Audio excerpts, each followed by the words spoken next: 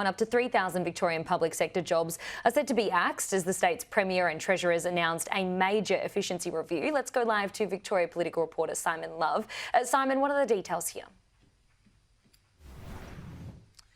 Well, this has come after a very tight budget situation here in Victoria. It was the Premier, Jacinta, Allan, and Treasurer Jaclyn Symes who announced just under an hour ago that up to 3,000 Victorian public sector jobs could be axed as part of a review that has been launched. It will be headed up by Helen Silver AO, who's a former Department Secretary of the Victorian Department of Premier and Cabinet. So she'll be taking a razor look at all different government departments within Victoria. There are 10 of them, and try and restore the level of public service back to pre-pandemic levels here in Victoria. We're told that this review could result in around about 6% of Victoria's public service being out of a job. However, the government stressed that frontline services such as police officers, teachers, they will be exempt, as well as integrity agencies in the Parliament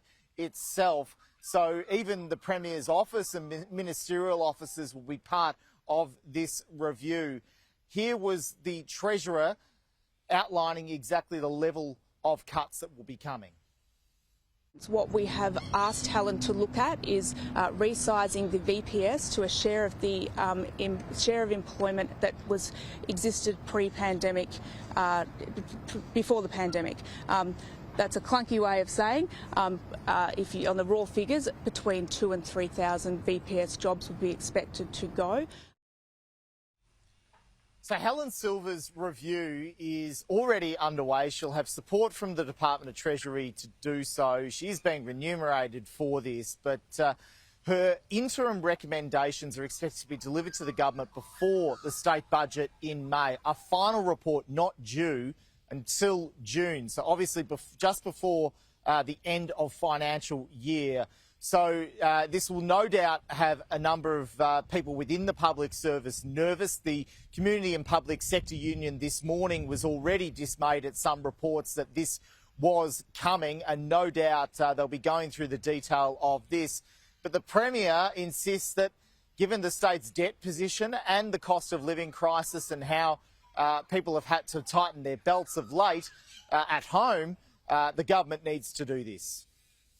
We know that this work is going to provide some challenging conversations, some challenging considerations.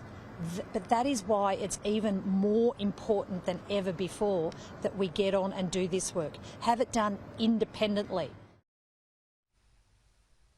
This review comes just a day after the state's Transport Infrastructure Minister attacked the integrity of the state's Auditor-General over a report that found that Victorian projects had blown out to the tune of $11 billion. Although the government's disputing those figures, it is now its own figures in staffing that it will need to have a close look at, get the calculations right, to cut the numbers of staff within the Victorian public sector.